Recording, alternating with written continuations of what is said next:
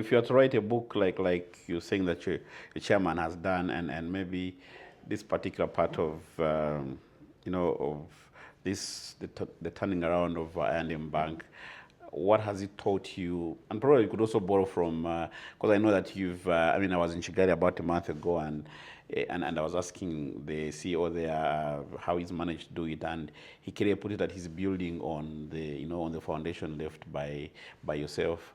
And so in this stint you've spent, especially within the I&M group, I'm sure there's some lessons that you've banked literally and say, okay, 1, 2, 3, 4 is what I've learned in terms of leadership and people management, that maybe if I was to share with a group of upcoming leaders or even other CEOs around, this is what I've learned and I would like them to take away.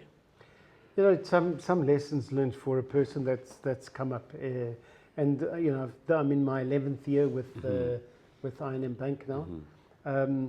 Working both here and in Kigali. There's also, let's just talk about the organization for a second before we talk about my lessons.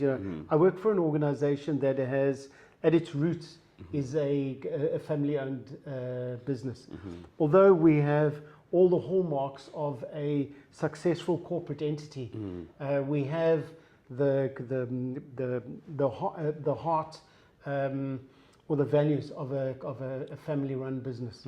And once you've gained the trust, then you get given the latitude to make decisions that you and your leadership team can make, and you know that you're going to get the support. So that's the one basis. And then if I have to look at myself growing up, I was given some really good advice very long ago in my career, and I know a lot of people put value on continuous education and so on, which is fantastic.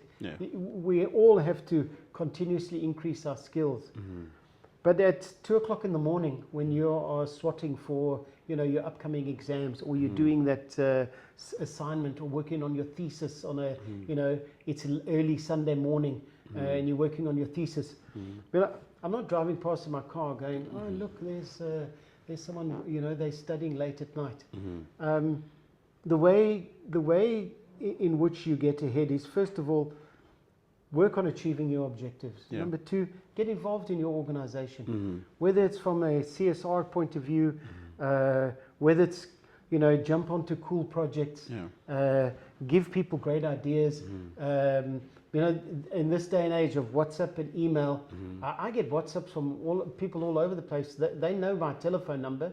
It's out there. I get unsolicited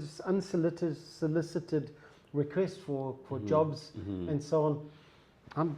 Obviously, I hand them on to, I'm not the hirer. I hand them on to the HR team, and I just say, hey, this person had the guts to get in touch with me directly.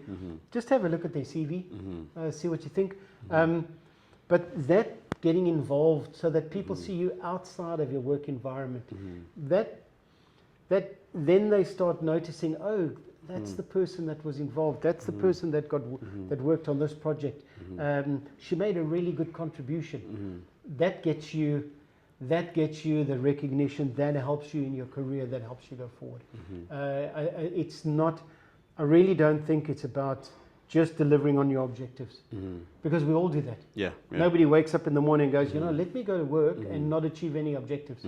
Everybody goes there to do that, but it's doing that little bit extra.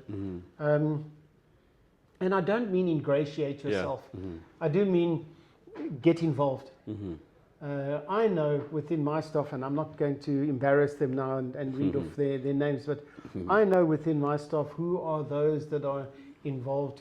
How do I get to know them? How come they're the first people whose names you learn and recognize? And that's, I think that's my biggest lesson learned in terms of career development, is that get involved with your organization. Follow CEO East Africa Magazine across all our digital platforms and stay connected to the conversations shaping business, leadership, and impact in Africa.